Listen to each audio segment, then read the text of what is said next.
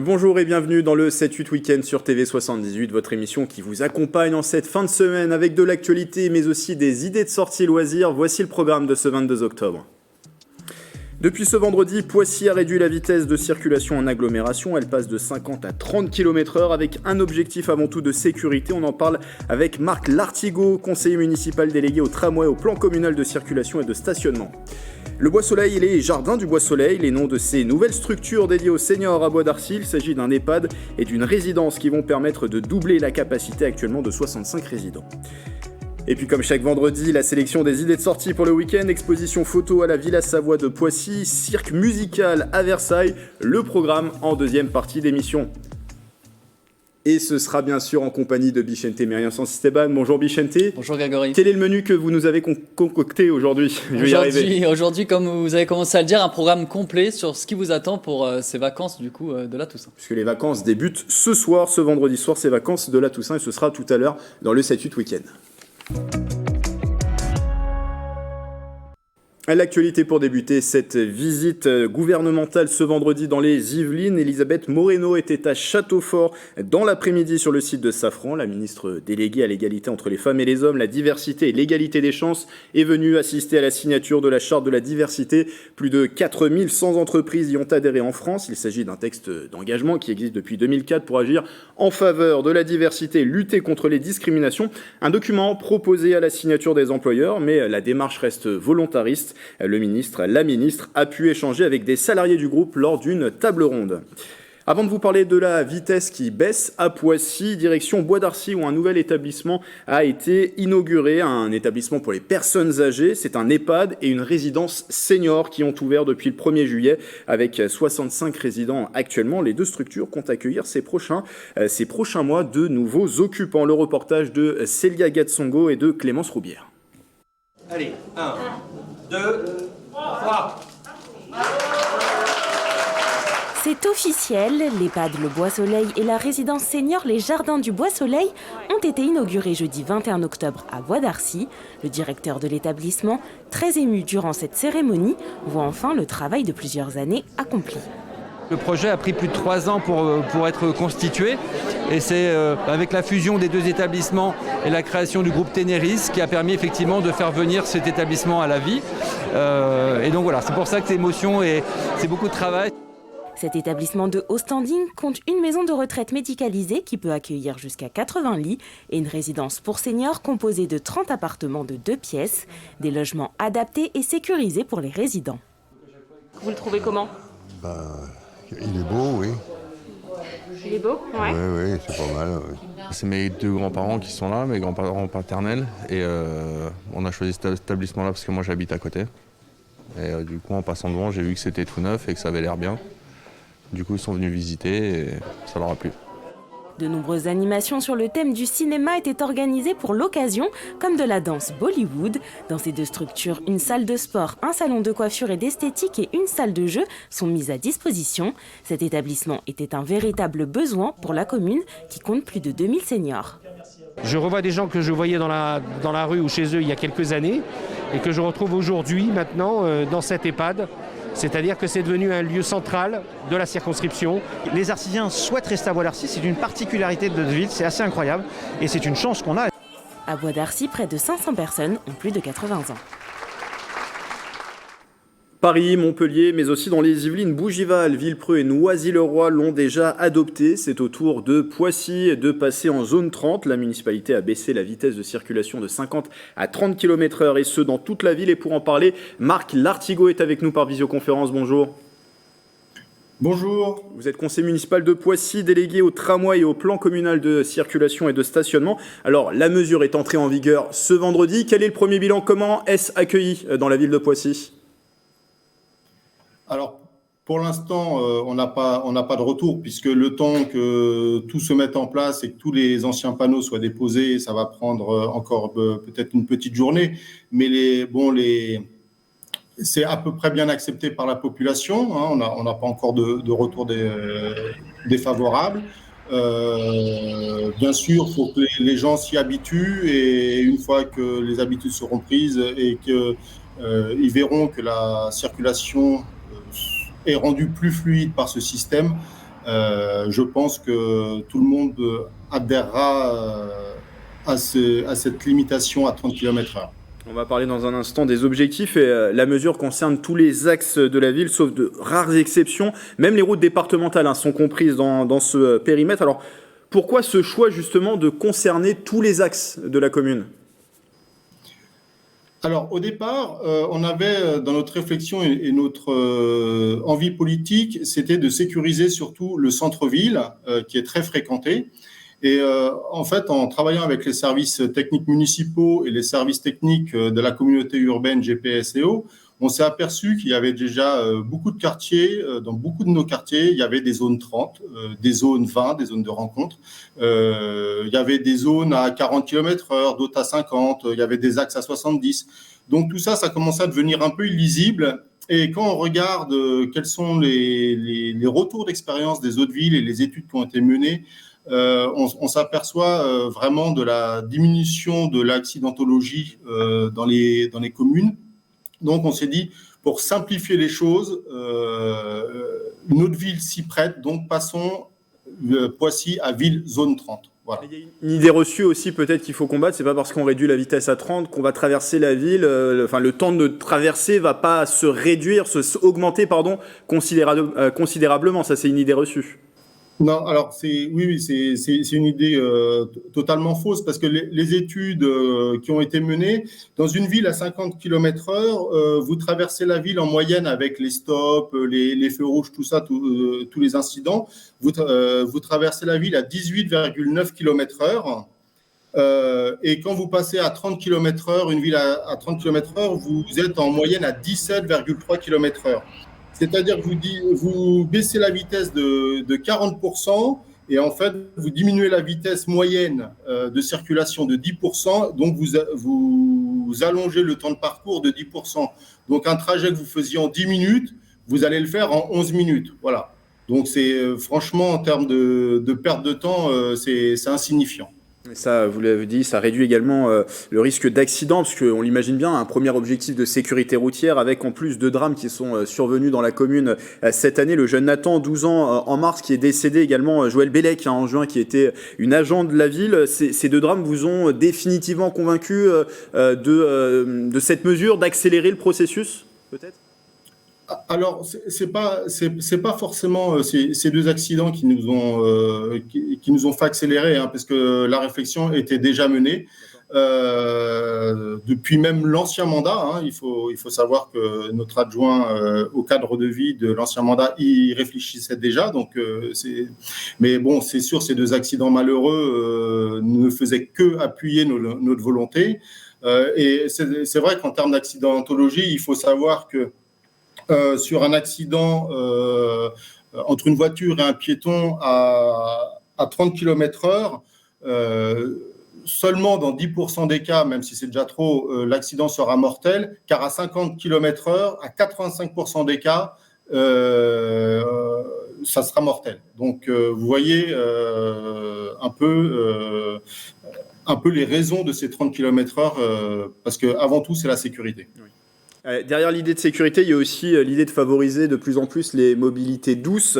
Plus de sécurité, ça va aussi impliquer que, par exemple, sur des voies à 30 km/h, on peut aussi faire passer les vélos. Il y a aussi le T13 qui va arriver l'année prochaine à Poissy. Donc, il fallait aussi s'adapter. La ville est en train un peu de changer de visage, donc il faut aussi s'adapter de ce point de vue-là.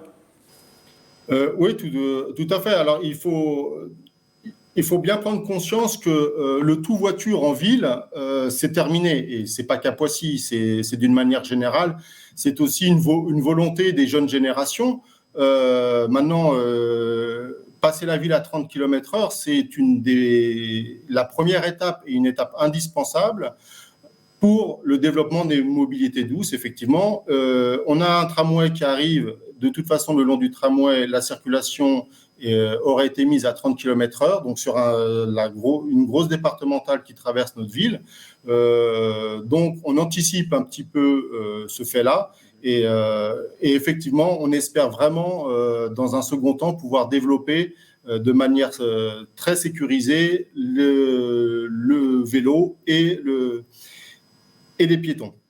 Deux dernières questions très rapides, Marc Lartigot. Combien de panneaux ont dû être installés au niveau de la signalétique pour ce passage aux 30 km/h ? 15. Est-ce que ça a eu un coût pour la ville, du coup ? Pour la ville, non. Pour GPSEO, un petit peu, mais vous voyez, bon, c'est par rapport au bienfait de cette mesure, on n'a que 15 panneaux installés en entrée de ville, puisqu'on a 15 entrées de ville. Le reste des panneaux de limitation de vitesse va être enlevé. Donc, vous voyez, le coût est vraiment minime. Si on compte un panneau qui coûte environ entre 250 et 300 euros et le temps d'installation des agents, honnêtement, il y a des investissements qui sont beaucoup plus importants. Et dernière chose, pour justement vérifier que cette vitesse est respectée, est-ce que ça va s'accompagner de davantage de contrôle ? Est-ce que pour le moment, il va y avoir quand même une petite période d'adaptation qu'on peut comprendre aussi suite à la mise en place de cette mesure ? Oui, bien sûr. On a travaillé avec notre police municipale, donc qui va effectuer des contrôles, mais dans un premier temps, qui vont être des contrôles pédagogiques, pour bien expliquer que Poissy est devenu une ville zone 30. Donc cette phase de pédagogie va durer 1 à 2 mois. Et après, ils continueront les contrôles comme ils font actuellement, des contrôles de vitesse réguliers. Et là, ça sera malheureusement la sanction. Merci Marc Lartigot d'avoir été avec nous. Je vous en prie. Et je le rappelle, conseiller municipal de la ville de Poissy, bonne fin de journée. À vous également, délégué au tramway et au plan communal de circulation et de stationnement Poissy, dans cette ville où vous devez désormais rouler à une vitesse maximale de 30 km/h. Si vous n'avez pas eu le temps de suivre l'actualité cette semaine dans les Yvelines, pas de panique, Justine Brasier et Nicolas Dandry vous résument l'essentiel et c'est en 78 secondes.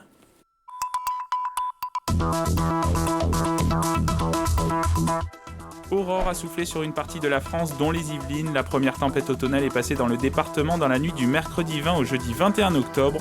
Des rafales de vent enregistrées jusqu'à 120 km/h. Résultat, de nombreux foyers privés d'électricité ou encore des arbres déracinés. Le procès de la sextape de Mathieu Valbuena s'est ouvert ce mercredi au tribunal correctionnel de Versailles. Sur le banc des accusés, 5 personnes, dont le footballeur Karim Benzema, représenté par ses avocats. Un procès retransmis par l'agence plaisiroise 1616 Prod. Lundi a débuté la semaine nationale ELA. À l'origine de l'événement, l'Association européenne contre les leucodystrophies, un groupe de maladies génétiques héréditaires qui s'attaque au système nerveux. Au programme, une dictée et l'opération Mettez Basket dans le but de récolter des dons. Jean Castex s'est rendu à Saint-Germain-en-Laye ce jeudi 21 octobre. Au programme du déplacement, la visite du quai des possibles, tiers-lieu saint-germanois et des échanges avec les bénéficiaires, une structure qui accompagne les personnes éloignées de l'emploi. Et puis de la vidéoprotection mutualisée pour les communes et intercommunalités pourrait voir le jour dans les Yvelines, un projet du syndicat mixte interdépartemental Seine et Yvelines numérique présenté ce jeudi à la ferme du Manet. Objectif, mettre en place des centres de supervision sur le territoire.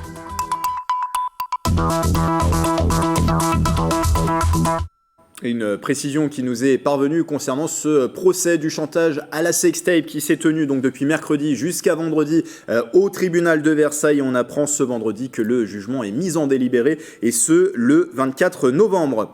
Le retour de votre rubrique Legal Checking à présent pour vérifier ce que disent les acteurs de l'actualité. Vincent Couronne du collectif des surligneurs décrypte aujourd'hui le secret de la confession, une question soulevée notamment après la révélation du rapport Sauvé sur les cas de pédophilie dans l'Église catholique.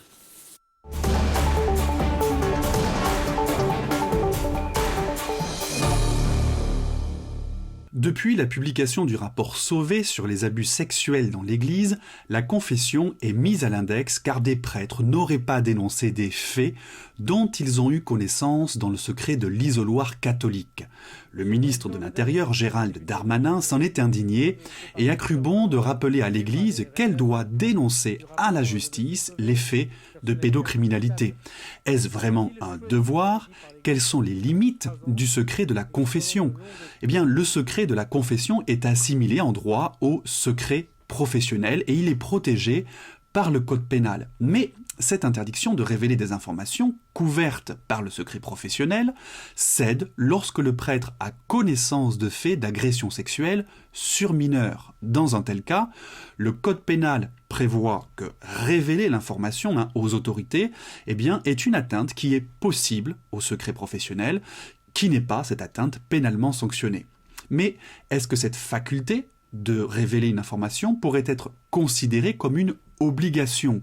Dans certains cas seulement, lorsque la victime, notamment de mauvais traitements, n'est pas en capacité de se défendre elle-même, par exemple parce qu'elle est mineure.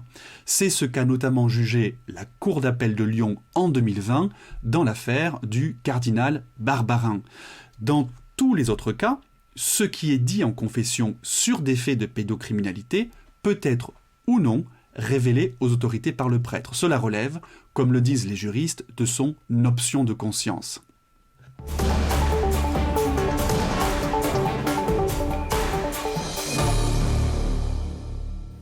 Et la suite de ce 7-8 week-end avec à présent la partie loisirs. Et le retour tant attendu de Bichente Mérien Santisteban en plateau pour voir quel menu il nous a concocté. Vous avez vu, j'ai réussi à le dire, concocté cette fois-ci Bichente, un mot pour le moins difficile, non, pas tant que ça en plus. Alors on commence notre programme du jour par un tour du côté de Poissy. On y était pour ce passage aux 30 km/h et on retourne à la Villa Savoie cette fois-ci. Oui, Ready Melts, photographier l'éphémère, c'est une exposition pensée et mise en scène par le photographe Philippe Biancotto, un habitué comme vous Grégory du Festival de Cannes et son tapis rouge.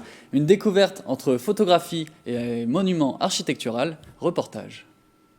Ici, ça a été la première pièce de cette idée d'exposition autour de la glace, de l'équilibre.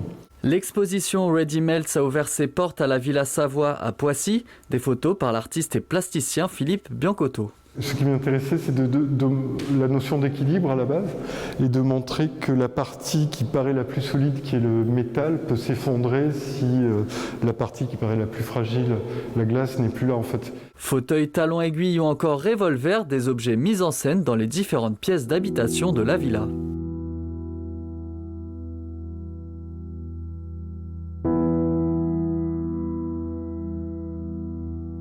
On a investi tout le premier étage de la villa, qui était l'étage d'habitation.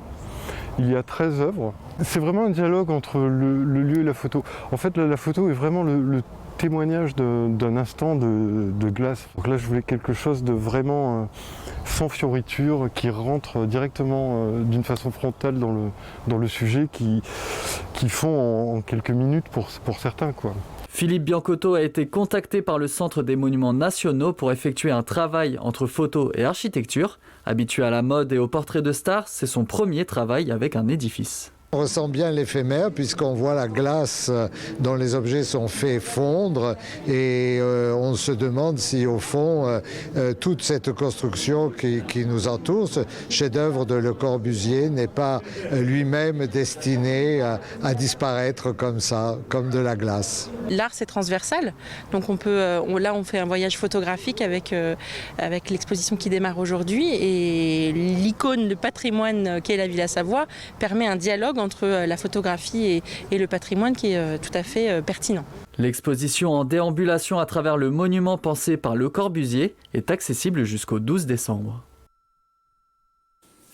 Voilà pour ce voyage photographique du côté de Poissy. On va parler à présent sport, Bichente, un sport qui nous plaît à tous les deux, c'est le football avec des pépites à voir ce week-end à plaisir. En effet Grégory, si vous voulez du haut niveau, vous serez servi ce week-end donc à plaisir. Samedi et dimanche, c'est le Challenge Cup, un tournoi qui rassemble les jeunes du football français et belge. 24 clubs dont Monaco, l'OM, le PSG et même les équipes de Bruges et Anvers en Belgique seront présents. Finale ce dimanche 24 octobre à 15h30. Peut-être que la future star du football y sera, qui sait. Et on espère qu'elle est yvelinoise, cette future star du ballon rond. Du côté de Versailles, le chapiteau est monté, Bichente. Exactement, Grégory. L'association Le Cirque Musical est en pleine installation depuis hier. Dans la rue du Sénégal de Versailles, il ne reste que les derniers préparatifs pour accueillir les spectateurs du 23 au 27 octobre pour 10 représentations du spectacle Padam Padam plutôt. Pour en savoir plus, voici une interview express.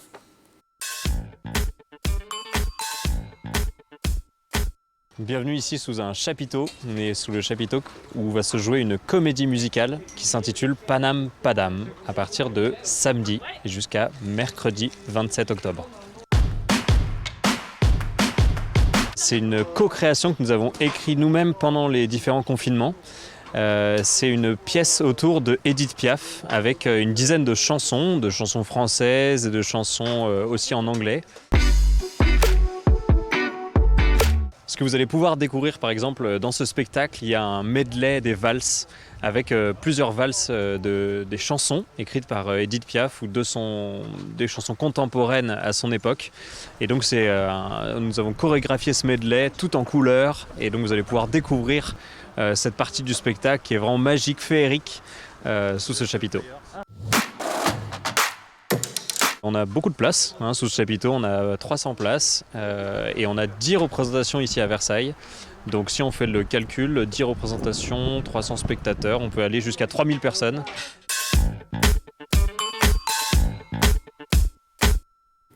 C'est quoi le nom du spectacle, Vicente ? Panam Padam. Voilà, ça y est, c'est dit dans le bon sens. C'est à Versailles également qu'on reste et une fête foraine qui s'ouvre en ce début des vacances d'automne. En effet, la traditionnelle fête foraine de Versailles ouvre ses portes ce samedi 23 octobre jusqu'au 14 novembre. Pour les attractions, c'est du classique, manège, tir à la carabine ou pêche au canard, impossible d'être déçu. Vous irez sur quelle attraction, vous, Vicente ? Moi, je sais jamais sur quoi me décider, j'arrive jamais à me décider, donc en général, je finis à côté du stand confiserie avec une petite barbe à papa. Ah voilà, le gourmand Vicente Mérien Santi Esteban. En tout cas, ça sera sur le parking de l'Europe à Versailles de 14h à 20h, du coup, pendant toute la durée des vacances scolaires. Très important de préciser le lieu, effectivement. Alors, en parlant des vacances scolaires, vous nous avez concocté une petite sélection. Encore une fois, oui, pendant ces 2 semaines, il y aura de nombreux ateliers et animations pour les enfants. On vous fait découvrir notre top 3.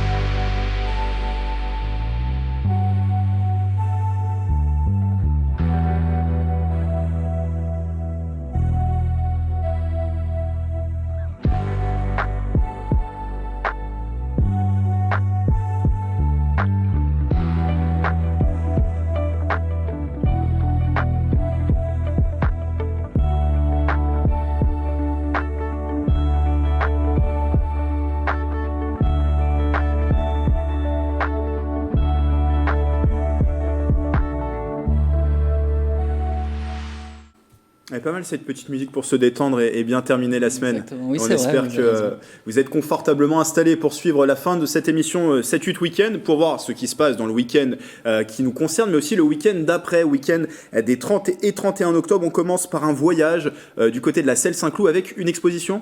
Même 3 expositions, Grégory, où la Syrie est mise à l'honneur, sa culture, son histoire, son patrimoine ou encore la complexité géopolitique de la région. La plus importante exposition, c'est dans la salle d'exposition de l'Hôtel de Ville, du coup, donc c'est accessible du mercredi au dimanche de 15h à 18h. Les autres expos sont artistiques et se trouvent dans le hall du théâtre et dans le lieu culturel de la MJC, toujours à la Selle Saint-Cloud. Et il y a aussi des événements ponctuels programmés par la mairie pendant toute cette thématique. Beaucoup de choses prévues puisque c'est jusqu'au 12 décembre. Par exemple, prochainement, le 3 novembre, ce sera une lecture de contes avec l'auteur Praline Guépara à la résidence Renaissance. On aura sans doute aussi d'autres occasions d'en parler, mais la semaine prochaine, le 31 octobre, Vicente, une date que vous attendez avec impatience, c'est Halloween. Est-ce qu'il y a des choses prévues peut-être ? On ne va pas abattre toutes nos cartes tout de suite, Grégory, ça serait dommage de ne plus rien avoir à se mettre sous la dent la semaine prochaine, mais on peut déjà annoncer quelques trucs pour vous mettre l'eau à la bouche. On commence avec nos amis les insectes. On commence fort comme ça directement, les petites bestioles. Directement. En effet, à la Maison des Insectes de Carrière-sur-Seine, il sera possible de débuter son week-end d'Halloween par un petit escape game nocturne au milieu des petites bêtes. C'est le vendredi 29 octobre, il y a 2 créneaux, 18h et 19h45. Je vous lis le plot twist de l'escape game, Grégory. Un entomologiste de la Maison des Insectes a mystérieusement disparu depuis quelques jours, mais a laissé quelques dossiers incomplets pour mieux comprendre et appréhender ces petites créatures. Il s'agit de retrouver les pièces manquantes. Ça donne envie, il faudra réserver l'aventure, Oui, c'est ça ? pour réserver cette aventure, c'est sur le mail ou le téléphone d'animation@insect.org. Une activité à partir de 10 ans et au tarif de 15 € par personne. Oui, des informations qui ne s'affichent pas en bas de l'écran, mais vous le disiez, Bichente, animation@insectopluriel.org. Il y a un numéro de téléphone également pour ces réservations, le 01 82 87 00 50. Je le répète, 01 82 87 00 50. Et on finit par une activité nocturne du côté de l'île de loisirs de Saint-Quentin-en-Yvelines pour cela jouer carrément Ghost Rider. Oui, ce serait plutôt un Ghost Rider écolo qui a choisi de partir en trottinette électrique.